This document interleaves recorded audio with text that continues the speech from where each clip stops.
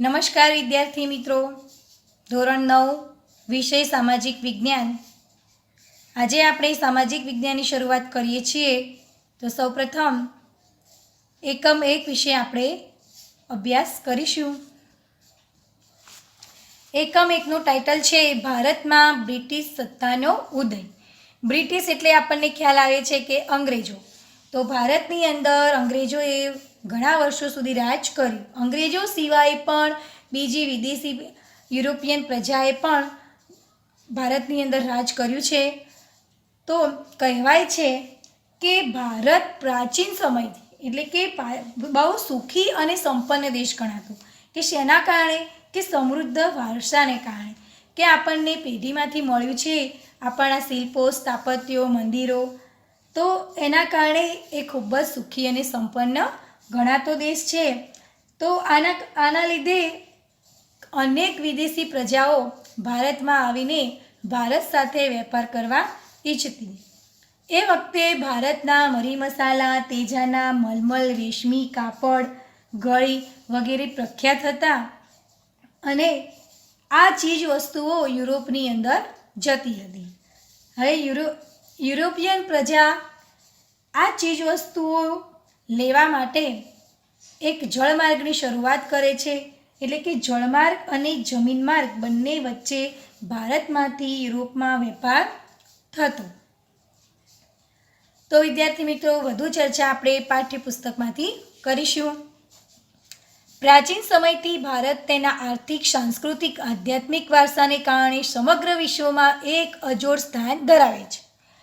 હવે એક્ઝામની અંદર પ્રશ્ન પૂછાય કે પ્રાચીન સમયથી એમ કે ભારત દેશ સમગ્ર વિશ્વમાં અજોડ સ્થાન શેના કારણે દર્શાવે છે? તો આપણે શું લખી શકીએ?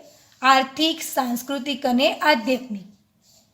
આર્થિક, સાંસ્કૃતિક અને આધ્યાત્મિક વારસાના કારણે સમગ્ર વિશ્વમાં એક અજોડ સ્થાન ધરાવે છે.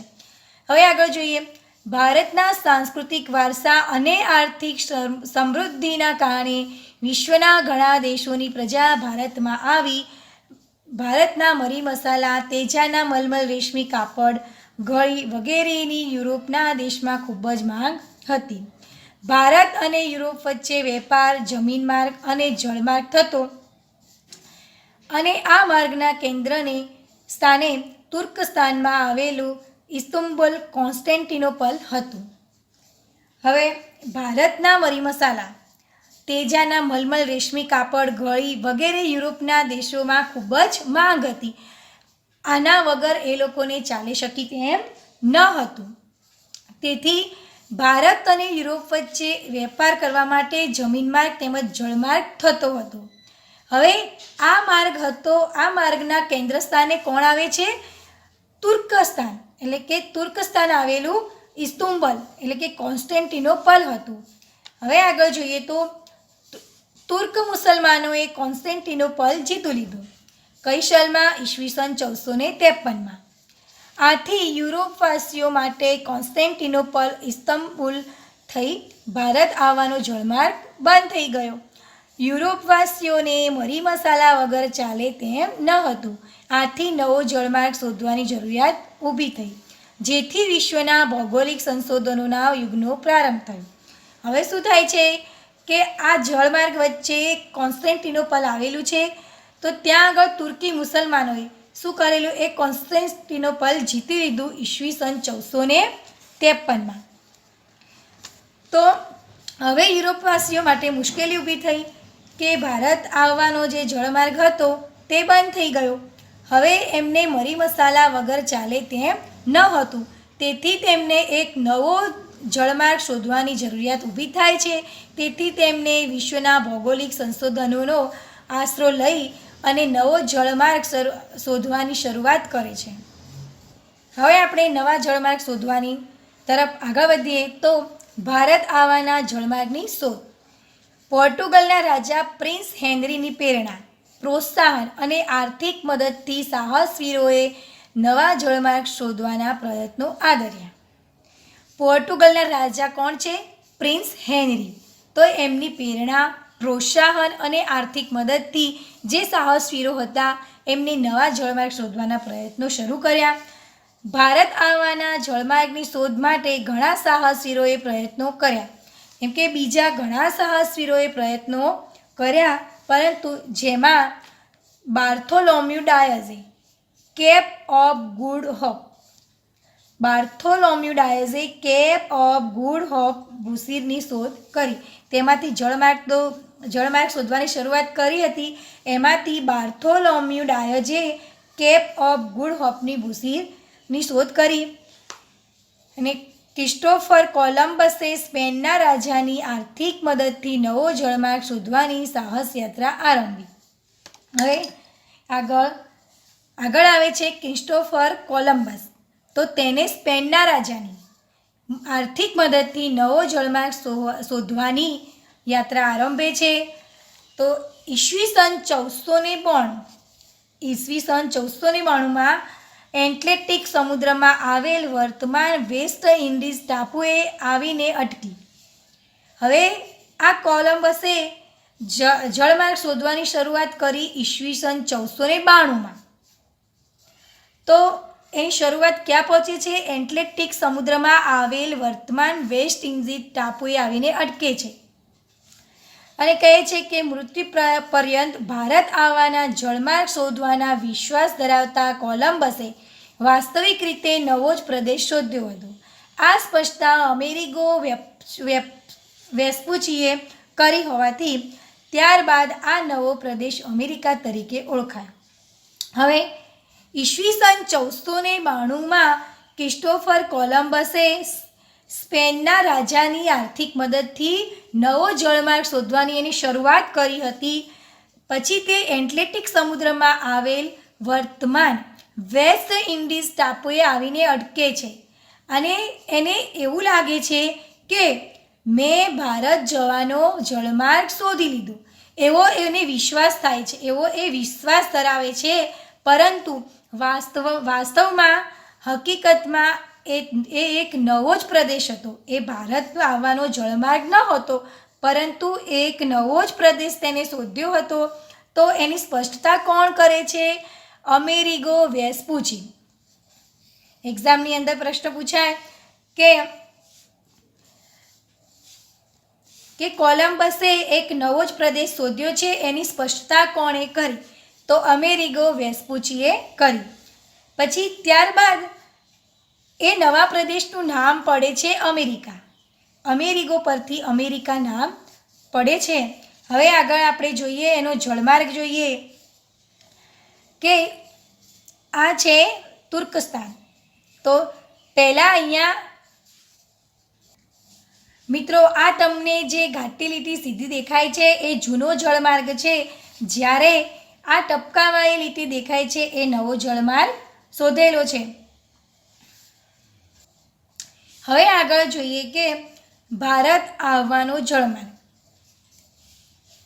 તો પોર્ટુગીઝ નાવિક વાસ્કો દ ગામાએ ભારત આવવાના જળમાર્ગની શોધ કરી ઈસવીસન 1498માં. ઈસવીસન 1498માં પોર્ટુગીઝ નાવિક વાસ્કો દ ગામાએ ભારત આવવાના જળમાર્ગની શોધ કરી.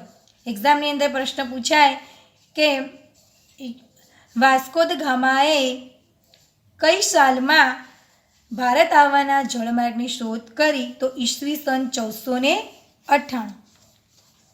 પછી ભારતીય ખલાસીની મદદથી તે ભારતમાં પશ્ચિમ કિનારે આવેલ કાલિકટ બંદરે પહોંચ્યો.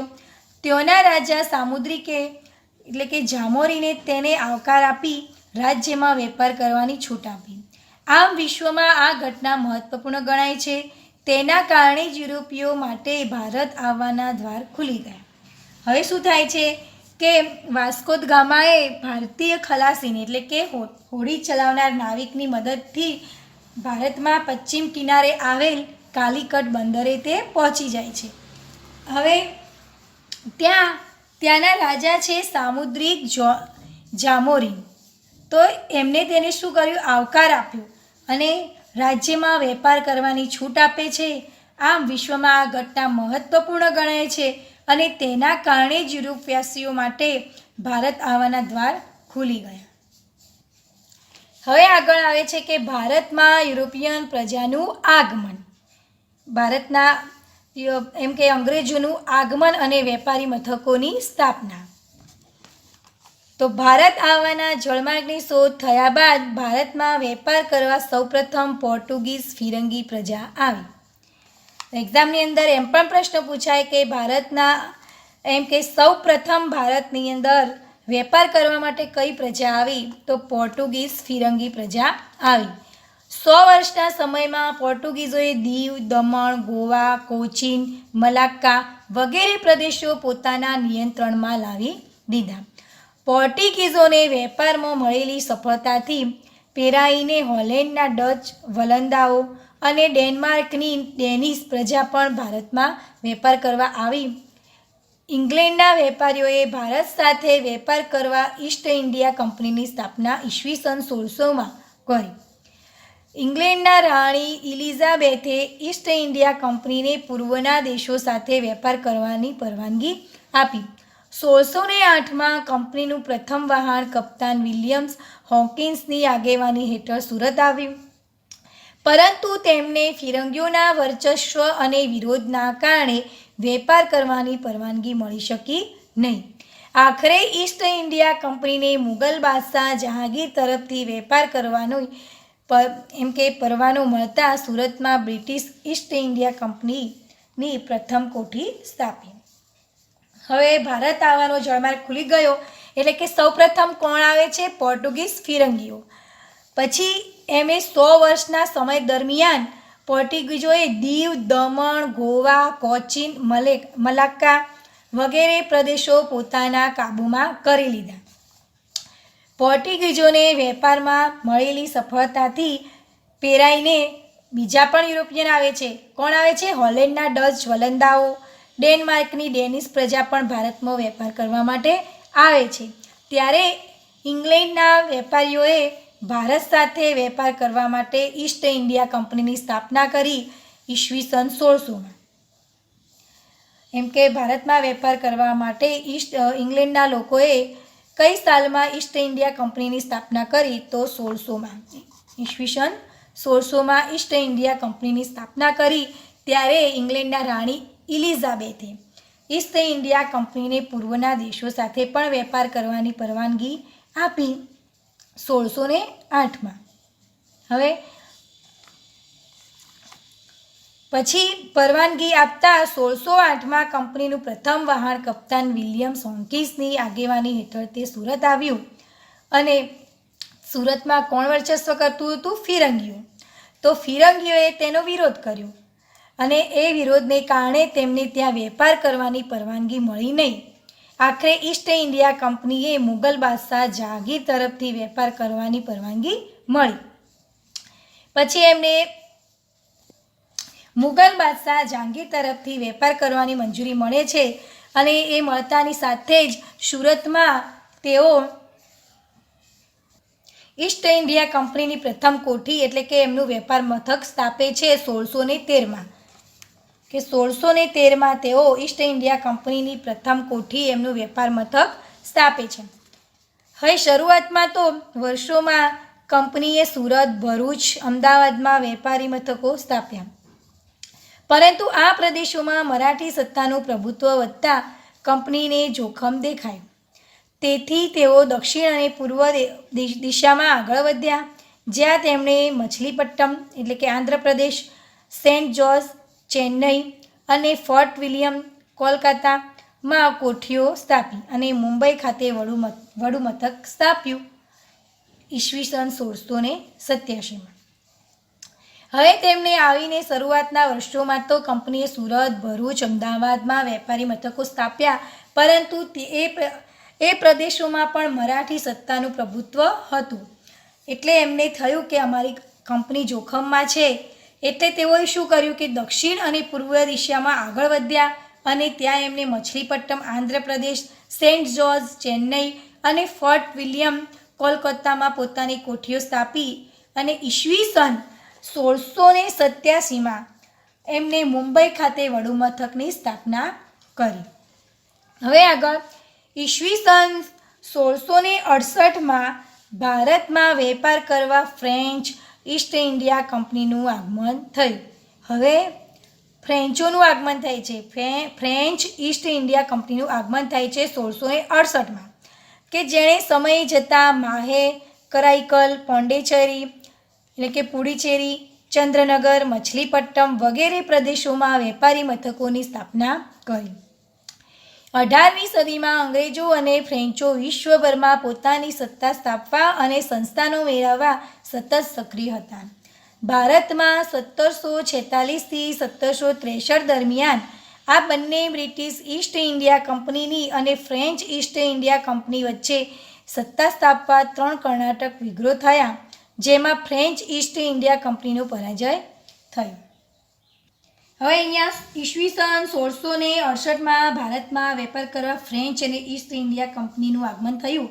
ત્યારે એ સમય જતાં એમને મોહે, કરાઈકલ, પોંડિચેરી, ચંદ્રનગર, મછલીપટ્ટમ વગેરે પ્રદેશોમાં પોતાની વેપારી મથકોની સ્થાપના કરી અને 18મી સદીમાં અંગ્રેજો અને ફ્રેન્ચો વિશ્વભરમાં પોતાની સત્તા સ્થાપ્યા અને સંસ્થાનો મેળવવા સતત સક્રિય થયા.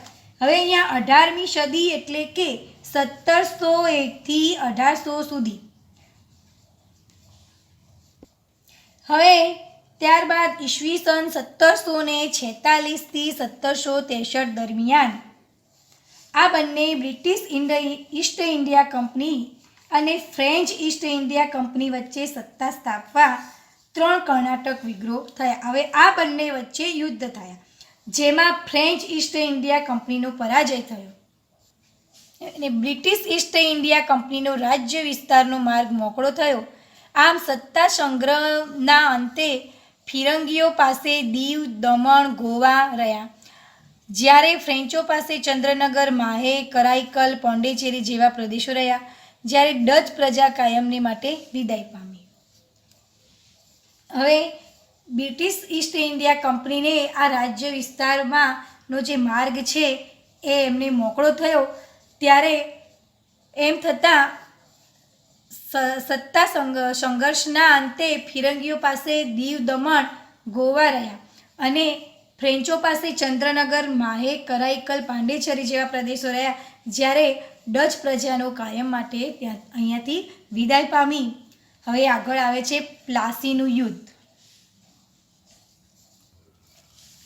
બંગાળમાં સિરાજ ઉદ દૌલાનું શાસન હતું. તેના ઉતાવળિયા સ્વભાવના કારણે રાજ્યમાં તેના કેટલાક વિરોધીઓ હતા. આ સમયમાં બ્રિટિશ ઈસ્ટ ઇન્ડિયા કંપનીએ નવાબની પરવાનગી લીધા વિના કોલકાતામાં રક્ષણના બહાને વેપારી કોઠીને ફરતે કિલ્લેબંધી કરી, પરંતુ નવાબ સિરાજ ઉદ દૌલાએ કિલ્લેબંધી તોડી પાડી.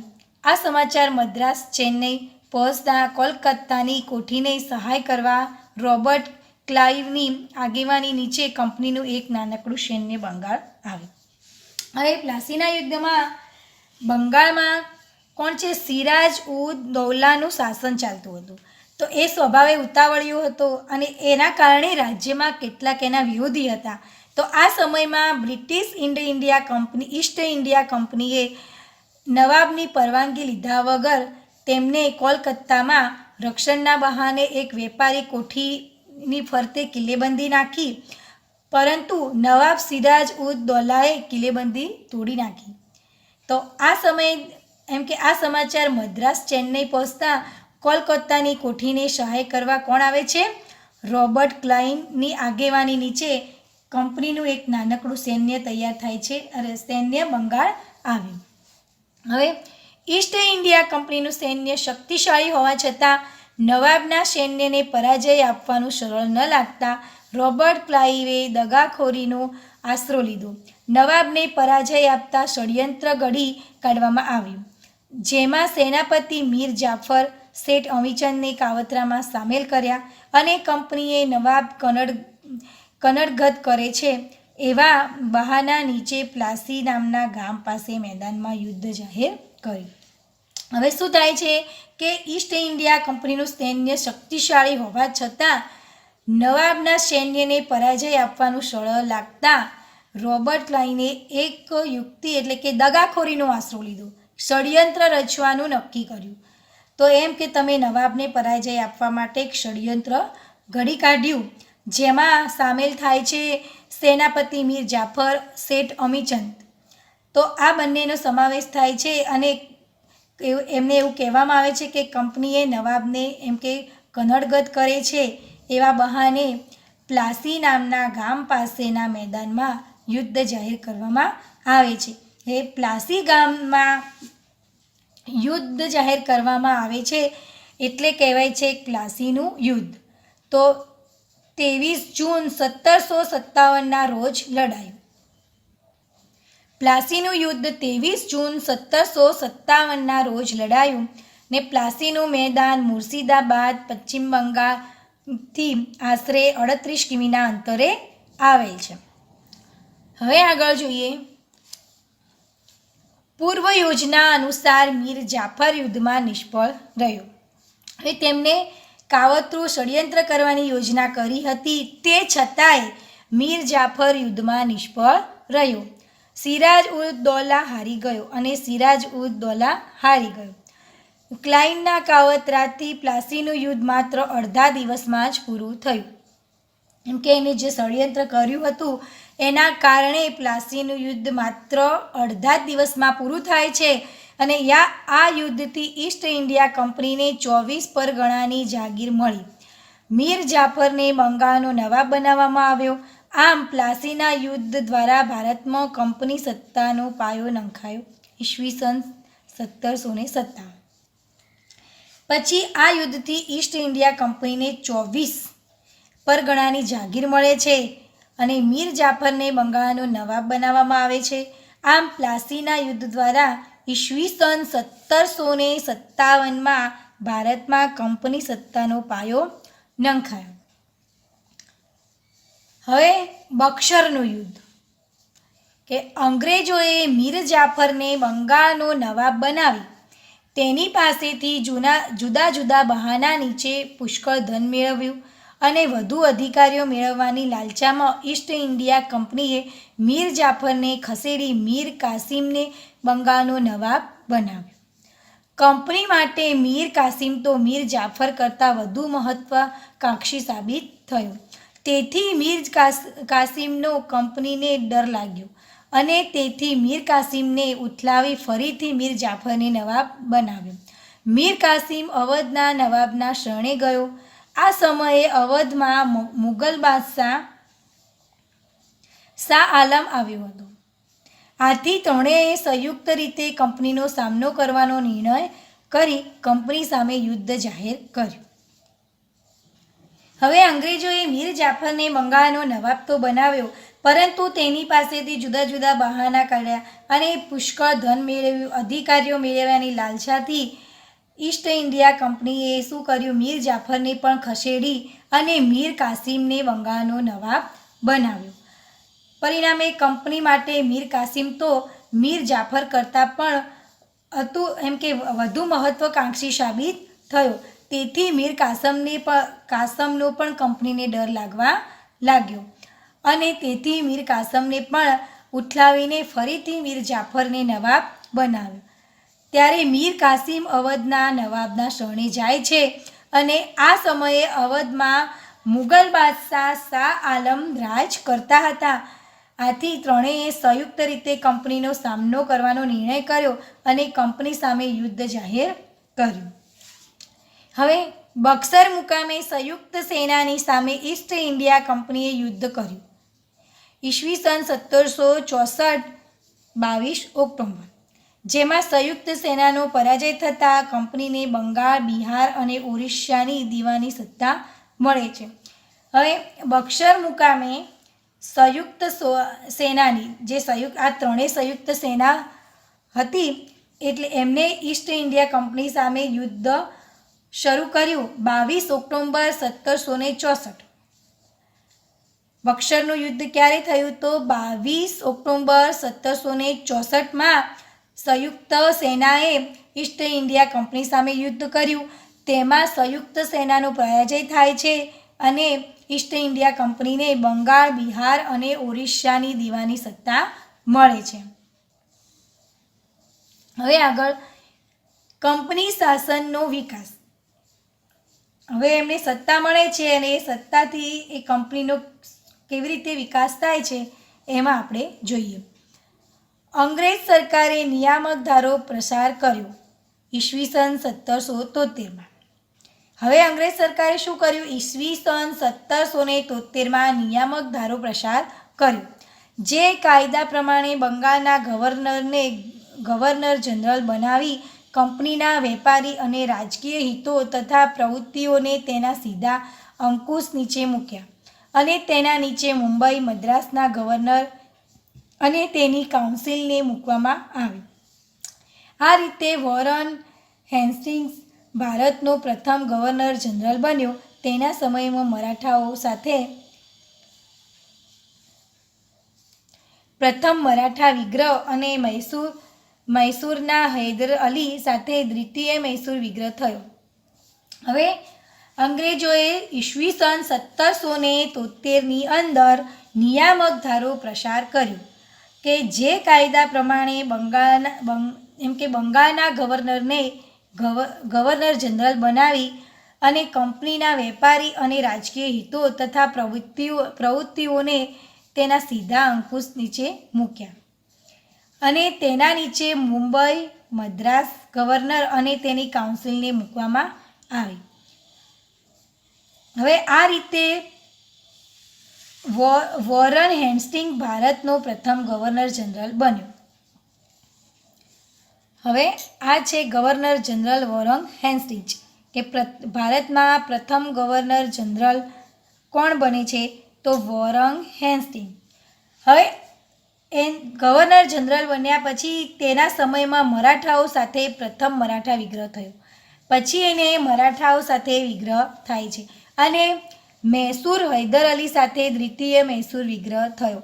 પછી મૈસૂર હૈદર અલી સાથે તેને દ્વિતીય વિગ્રહ એટલે કે બીજું યુદ્ધ થયું. આ બંને સત્તાઓનો એક સાથે સામનો કરતા ઈસ્ટ ઇન્ડિયા કંપનીની મુશ્કેલીઓ વધી.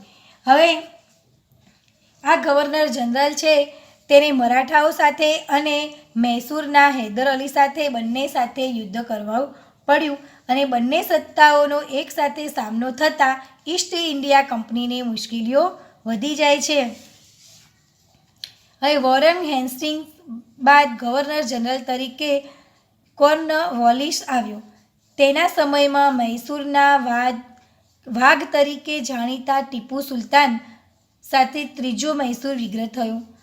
ટીપુ સુલતાનને હરાવવા કંપનીએ મરાઠા અને નિઝામની મદદ લીધી. ત્રણેયની સંયુક્ત સેના સામે ટીપુ સુલતાનની હાર થઈ અને સંધિ સ્વીકારવાની ફરજ પડી. હવે શું થાય છે કે વોરન હેસ્ટિંગ બાદ કોણ આવે છે? ગવર્નર જનરલ તરીકે કોર્નવોલિસ આવ્યો.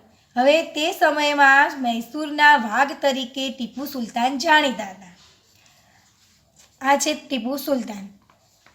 તો મૈસૂરના વાઘ તરીકે ટીપુ સુલતાન જાણીતા હતા. તેથી આ કોર્નવોલિસને ત્રીજો મૈસૂર વિગ્રહ કરવો પડ્યો.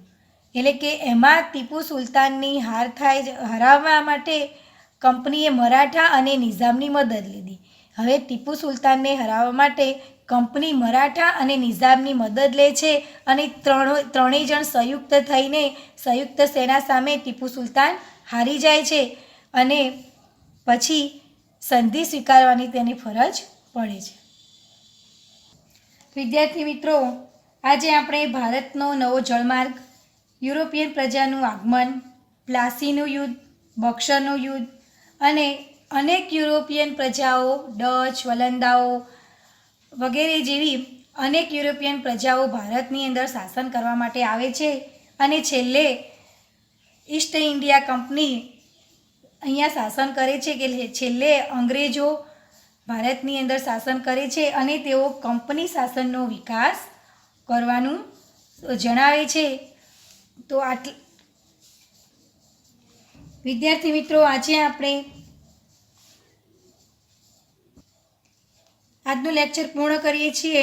નેક્સ્ટ લેક્ચરની અંદર આજે ઈસ્ટ ઇન્ડિયા કંપનીએ છે કે કઈ સહાયકારી યોજનાઓ કરી અને એ સહાયકારી યોજનાઓમાંથી સામાજિક અને આર્થિક શું અસર થાય છે એના વિશે ચર્ચા કરીશું. Thank you.